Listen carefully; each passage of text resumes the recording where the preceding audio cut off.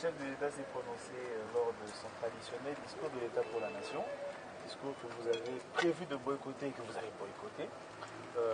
L'opinion aimerait savoir, dans ses dires, Kabila dit qu'il n'y a pas de crise en République démocratique du Congo. Et paradoxalement, il dit autant, les mains restent toujours tendues pour le dialogue. Comment réagissez-vous à ces affirmations? Non, avant toute chose, nous devons tout d'abord savoir que si on a besoin de la paix dans ce pays, si la crise politique peut-elle un jour disparaître. M. Kabila est venu le 15 décembre faire son adresse à la nation sous le bâtiment que le maréchal Mobutu a laissé.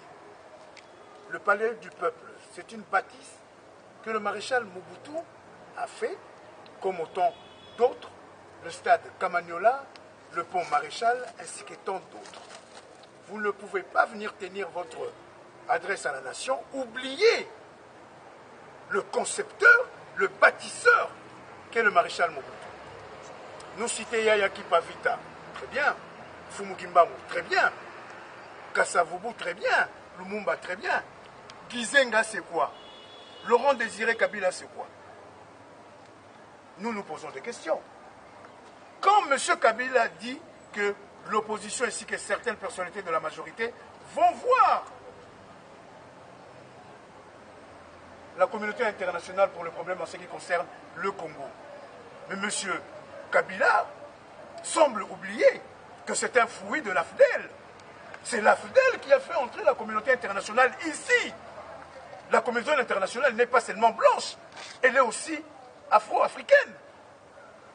Le Rwanda, l'Ouganda, le Burundi, l'Érythrée, et qu'est-ce que j'en sais? Donc M. Kabila ne peut pas scier sur la branche dont il est assis. Donc à partir de ce moment-là, je dis tout simplement, et je regardais tous ces Mobutistes qui ont resté 32 ans avec le maréchal Mobutu, les Kengo Adondo, les Mokolo, tout ce monde qui était à côté, je regardais leur visage à la télévision, quelqu'un qui vient gommer les 32 ans de leur vie. C'est pour cela que nous disons, la haine ne peut pas construire ce pays. Il faut rendre hommage à qui de droit. Le maréchal Mobutu a été 32 ans président de ce pays, avec tous les honneurs que nous avons eus. Aucun pays africain ne s'aventurait à venir en République du Zaïre, sauf quand le maréchal Mobutu a été malade et qu'on a utilisé Laurent Désiré Kabila et l'AFNEL pour qu'ils puissent faire entrer les armées étrangères ici et arriver jusqu'à Kinshasa. Il fallait nécessairement que je puisse rectifier cela en disant que ce n'est pas M. Joseph Kabila qui mettra fin aux 32 ans de règne du maréchal Mobutu et du Grand Zaïre. Vous avez rectifié, on a compris, mais qu'est-ce qu'on peut comprendre, on peut retenir par rapport à cet appel du dialogue et cette affirmation que Joseph Kabila dit qu'il n'y a pas de crise au Congo? Mais quelle contradiction! Comment voulez-vous quelqu'un qui dit qu'il n'y a pas de crise au Congo, en même temps il vous tend la main? Pourquoi? Pour que nous puissions la lécher? C'est pour cela que nous nous posons des questions. Il n'y a pas de crise, mais laissez les gens vivre comme ils en ont l'habitude. Il a fait à la cohésion nationale, non? Il a appelé les concertations. Voyez vous-même que c'est que les concertations ont amené dans des familles politiques, y compris la mienne, pardon, y compris la sienne, que la majorité présidentielle sont en branle-bec, tout simplement parce que beaucoup ne s'identifient pas, beaucoup ne s'y retrouvent pas. Il y a une crise de légitimité, que lui d'ailleurs lui-même l'a reconnu après les élections, que l'élection n'a pas été tout à fait bonne, qu'effectivement il y a eu des failles, mais ça n'exclut pas le résultat. Quand à Malemba Koulou, vous avez sur le 4 groupements 286 000 votants, sur les 286 000 inscrits, il n'y a pas eu de mort, il n'y a pas eu de malade, il n'y a rien eu. Donc à partir de ce moment-là, il sait très bien qu'il y a une crise de légitimité qui ne cessera d'exister tant que la victoire de Tchéni Tshisekedi n'a pas été reconnue. Jean-Claude Wemba, vous avez suivi en tant qu'opposant, en tant qu'acteur politique. Beaucoup se sont attendus Joseph Kabila sur la question du mandat et des élections. Il répond en disant qu'il va organiser les élections dès que la CENI sera prête à organiser ces élections. Il va mettre les mains. Il instruit le Parlement, notre institution, à faire tout pour que la loi électorale soit mise à disposition de la CENI et le gouvernement à mettre les moyens. Est-ce que cette réponse est satisfaisante?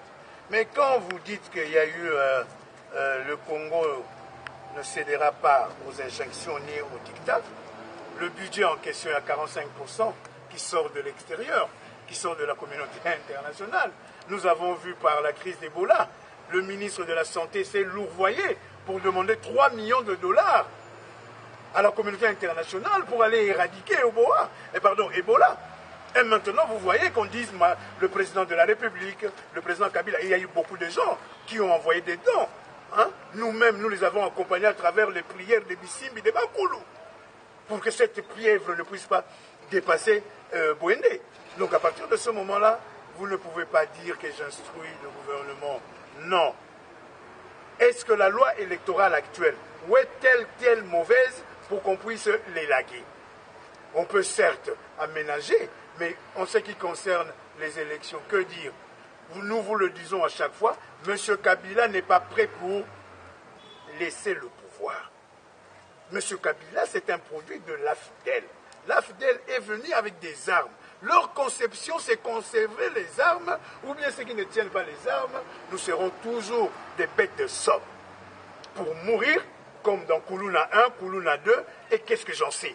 Donc à partir de ce moment-là, nous devons tout simplement dire qu'au peuple congolais, nous allons maintenant mettre l'article 64 de la Constitution en marche, en respectant la Constitution, à refuser tout ce qui serait contraire à la Constitution. Et d'ailleurs, j'invite le peuple congolais, à partir du 27 décembre, de venir vous amasser tout le long, aux alentours du palais du peuple, là où il y aura une session extraordinaire sur les élections, pour que nous puissions savoir quels sont les articles qui veulent inféoder là-dedans pour que la pérennisation soit dans ce pays à travers le clan kabiliste et Kabylie dans la grande Kabylie kabylistique. À Monusco. Honorable, vous étiez dans la salle, il y a eu encore une autre question qui a reçu des applaudissements frénétiques. Vous m'avez vu dans la salle? Ah non. C'est depuis 25 jours que je vous ai dit que M. Kabila ne dira rien de bon et que ça ne servait à rien que je puisse entrer dans la salle. D'accord. C'était la question sur... L'UDPS est allié, le MLC et l'UNC, nous n'étions pas là. Parce que nous savions très bien que c'est M. Kabila qui est en train de perturber la crise, qui est en train de perturber la paix sociale et politique de ce pays. M. Kabila, ou le président de la République, a dit que la MONUSCO, qui s'est séjourné pendant plusieurs années en République démocratique du Congo, doit revoir un peu le nombre de ses militaires en République démocratique du Congo. Ils doivent nécessairement partir, aller aider le pays, et aller dans d'autres pays qui ont de guerre, de problèmes. Parce qu'en République démocratique du Congo, l'on sent qu'il n'y a plus une guerre classique. Quelle est votre pensée pour le départ de la MONUSCO? Mais il le dit si tard. M. Kabila le dit si tard. Vous-même, vous êtes des grands spécialistes de la politique congolaise. La MONUSCO, on en a parlé il y a combien? Il y a 15 jours, plus de 15 jours avant le discours de M. Kabila, que la MONUSCO était en train de préparer le rapatriement. Dans le bas Congo, il n'y a plus. Dans le bas Ndundu, il n'y a plus. Ils se sont regroupés à travers l'est du Congo. Donc, ils sont en train déjà de repartir chez eux. Mais dire que la MONUSCO, c'est bien bon, mais c'est bon. Mais qui demande la MONUSCO d'être à côté de FARDC à Béni? Qui dit que la MONUSCO ne fait pas son travail à Béni? C'est bien M. Kabila et son gouvernement. C'est bien bon. C'est très bien bon de dire que la MONUSCO puisse partir. Ou peut-être la MONUSCO les gêne. Mais la MONUSCO leur gêne en quoi? Parce que le monde est devenu un village planétaire. Là où il y a des satellites partout. Donc nous disons tout simplement, un patriote comme moi, je l'ai toujours dit, je crois au FARDC, je crois à notre armée, en une seule condition, qu'on puisse lui donner ce qu'on ne le donne pas. Le moyen financier, le matériel humain, le matériel de guerre, ainsi que l'après-guerre, la logistique tout entier. Et surtout ne pas chasser leurs femmes quand les militaires sont morts, quand les militaires sont blessés, et que dès le lendemain, on dégarpille leurs femmes, leurs épouses, leurs enfants dans des camps militaires. Un militaire doit aller au combat à sachant qu'il a tout avec lui pour gagner la bataille, pour gagner la guerre. Il ne faudrait pas qu'il commence à calculer qu'il y a ceci, qu'il y a cela. Mais non. Mais M. Kabila a signé les accords d'Addis Abeba. Il a signé avec le M23. Nous tous, nous savons que le M23 est déjà là. Donc d'ici peu, vous allez voir, le M23 va ressurgir bruyamment, violemment. M. Kabila et l'AFDL sont entrés au Congo. Il y avait peut-être pas moins d'1 million de morts. Maintenant, nous sommes à 9 millions de morts. Comparaison n'est pas raison. Même si le pouvoir du maréchal Mobutu nous a tués à peu près à 2000 à 5000, c'est que l'AFDL a fait, c'est quoi? C'est pire que ça. Et d'ailleurs, nous demandons à la CPI d'ouvrir une saisine par rapport de 96, de 96 à la naissance de l'AFDL jusqu'à ce jour. La CPI n'est pas seulement réservée à Jean-Pierre Bemba ou à Germain Katanga. Donc nous disons simplement que la MONUSCO peuvent partir. Mais quels sont les éléments de FARDC bien préparés qui iront combattre face aux Rwandais, face aux Burundais, face aux Ougandais, qui souhaiteront rentrer comme ils veulent dans du beurre?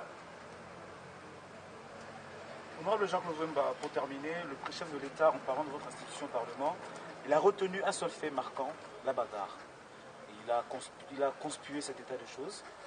Comment avez-vous réagi à cette interpellation du chef de l'État qui vous demande, vous, en tant que parlementaire, d'être exemplaire? Mais je ne sais pas si M. Kabila vit dans quelle planète. Si M. Kabila vivait au Congo, il aurait compris que ce sont ses amis politiques qu'il invite tous les dimanches à Kingakati qui se sont battus.